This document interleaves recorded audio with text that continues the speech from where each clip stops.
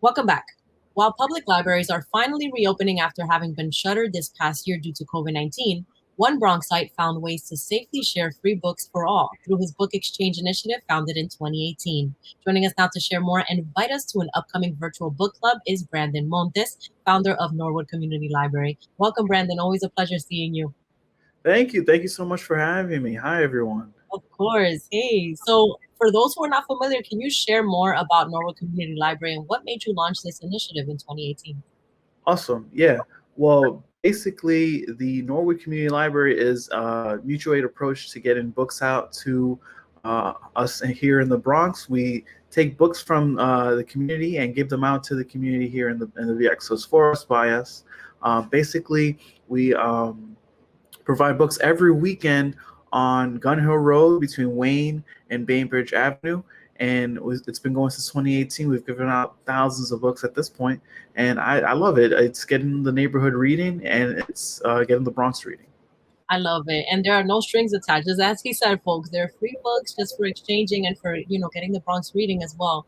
So, Brandon, I know that you took a little pause last year due to COVID-19, but you've come back, a while back and you started like seeking ways to make it safe. How has COVID-19 impacted the way you do outreach? Oh yeah, COVID-19 has changed the whole operation. I feel like for a while I even put the books in plastic just to be extra careful, but not so much these days because it can't spread that way. But we were trying to be as uh, kosher and careful as possible with such a new phenomenon going on. But now instead of just setting the books on crates in the street, now we table with the books, which I feel has also helped us engage the community a lot more. And we've seen more books even fly off the table and crates with this new method. So the silver lining against COVID-19, it opened up a new way to get books to the people. Right? I think another silver lining is you have book clubs and they're virtual. You invite authors from all over to join you and have these discussions on these incredible books, particularly about the Bronx most of the time. So you do have an upcoming one. It's discussing Before the Fires with author Mark Naison. Can you share more about this book club and why you chose this particular book this month? Absolutely. Well, we, typically choose anti-racist education and other Bronx relevant books. Like we also, in addition to reading books like The New Jim Crow and The Fire Next Time, we've also reading God Level Knowledge Darts by Deezus Samero. And keeping with that Bronx heritage, we're reading Before the Fires by Mark Nason and Bob Gums. This book is a series of accounts of the Bronx from the 1930s to 1960s. There was a very vibrant music scene, even before hip hop, and we saw a lot of it in Morrisania and Hunts Point. So this is a book about that time, a time before the insurance fires that defined our identity for the next 40 or 50 years after that. So this is about the time before that.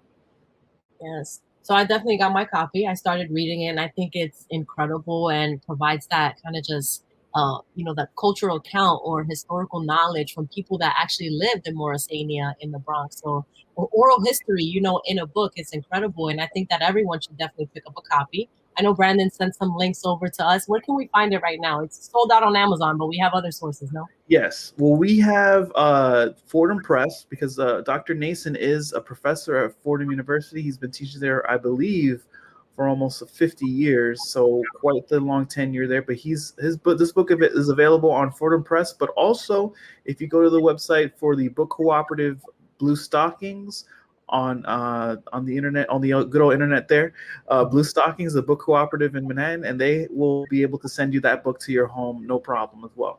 Wonderful. Thank you for sharing, Brandon. And what keeps you going as a street librarian? Like, what motivates you to continue setting up your crate and table and handing out free books every week for the past 3 years?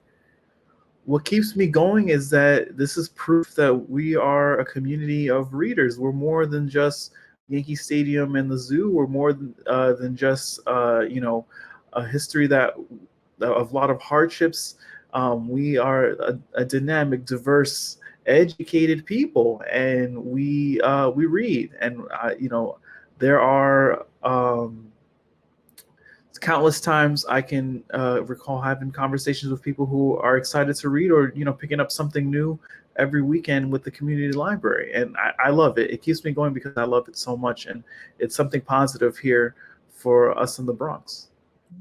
And a little bit about yourself, Brandon. Did you grow up in Norwood, and can you recall your earliest literary experiences and what that meant for you as a Bronx child? Yeah, I split time between Norwood and the Fordham Heights area.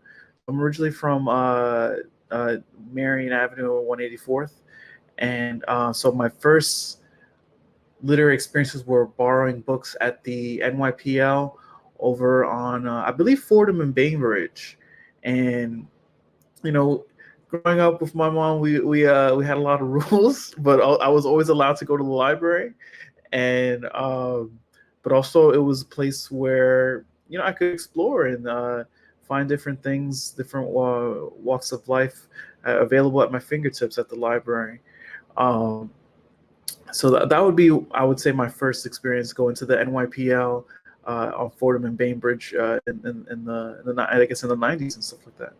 Yeah, And and we can all recall like the Scholastic days when we would yes, walk that too. Oh into. my God, I forgot about the book fair. Well, this is like the Norwood Community Library is kind of like a book fair. It's except it's all free, and it's from the community. So we get a number of different great things. We have children's books. We have stuff for adults as well. We have cookbooks. We have like Stephen King. We have Bronx writers like James Baldwin. It depends on what has we get donated, but we've been able to provide all these diverse titles to the community for free. Something for everyone, including Captain Underpants and Yeah. and all that we used to see at Scholastic book fairs. So Brandon, how do you acquire the books, and how can people also donate them and reach out to you to help out? Well, I can. A person can always reach out to our email, which is Norwood Community Library at gmail.com, or, pardon me, or they could reach out to our Instagram. You can slide in our DMs and talk to us about how you can uh, provide books. I have storage. It is a little limited, but depending on the week, we can schedule something. We can either meet up where we're tabling, or arrange something else, and I can you can donate those books. Sometimes space is limited though, but I more often than not am giving out almost 100 books a weekend. So sometimes space does clear up very fast. Thank you for that. And besides sharing books, Brandon, you also post these motivational quotes by Bronx authors throughout the community. What made you start doing this? If you can share a little story on that. Well, I've always been a big fan of graffiti and street art, and that's part of our culture here in New York. But this is a non-destructive, and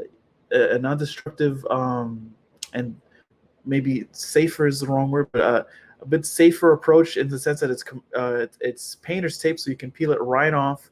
And basically, I took Bronx voices that I feel like I wanted to amplify and also promote and get people excited to read and put them in the neighborhood, because again, we have such a diverse history and such a rich history of writers here in the Bronx. For instance, Edgar Allan Poe lived over on Kingsbridge. We have James Baldwin going to class at Clinton. Um, we have Herman Melville. He's buried in Woodlawn. We have Audre Lorde, who's done a bunch of things in the Bronx, and even featured on the train stop on 170th. So there's a number of different voices that I felt like we could pay homage to. I think we even posted Big Pun as well. So there's a bunch of voices that we wanted to highlight. For sure, our rappers are poets too, right? They're Exactly. Yeah. so many of them come from the Bronx. Like hip hop was born here. And now with this book, we learn about music and how that was like formulated. A lot of it was from Yeah. the Bronx. It's incredible. So Brandon, what are your hopes for and goals for the future of Norwood Community Library? My current hopes and goals is to continue being there for the community, perhaps doing another food drive around Christmas time, in springtime again, because the response was so positive. And with mutual aid, we're taking the the needs of our communities in our own hands and helping out. So I probably will do another food drive, 2 of them next year, and work with other mutual aid groups if they're open as well, and continue to provide free literature right on the Bronx streets, and maybe move around a bit depending if that opportunity presents itself. Thank you, Brandon, for everything you do in our community. And finally, how can people visit you, stay in touch, and support Norwood Community Library at this time? And Thank also, invite us to the book club, please. Yes. Oh, of course, of course. So thank you so much for having me again. So how can we stay in touch? We always post the hours the week of that we'll table, either me and as a volunteer, or just me myself. But the hours for the Norwood Community Library are always posted on the week of, and it's always on the weekend. So either Saturday, Sunday. The weather, the day with the best weather is what usually will dictate that. And we can always reach out to our Instagram, Norwood Community Library. The Instagram is Norwood Community Library, and the email is norwoodcommunitylibrary@gmail.com. And if we could talk about the book club, sorry. Yes, go ahead. If we could talk about the book club, it's on July 31st via Google Meet. So if you DM Norwood Community Library or shoot us an email, we will send you the invitation. And we are having the author Mark Naison there. We're talking about the vibrant music scene that was going on. We have everything from Afro-Cuban music, mambo, doo-wop, rock and roll, bebop, big band, calypso, salsa, and funk. It wasn't just hip-hop that started here. Like there's not saying that all these genres started here, but these genres are being played in the streets, in different series of different clubs and neighborhoods. And this is just yet another chapter of our rich history in the Bronx. Yes, thank you so much, Brandon, for everything you do, and thank you for inviting us to your upcoming book club. Thank you so much. Again, you can visit Brandon at Gun Hill Road between Wayne and Bainbridge Avenues for the Norwood Community Library, and follow him at Norwood Community Library on Instagram. And that's all for our show today. I'm your host, Sonyi Lopez, wishing you and yours safety and wellness now and always. See you next time.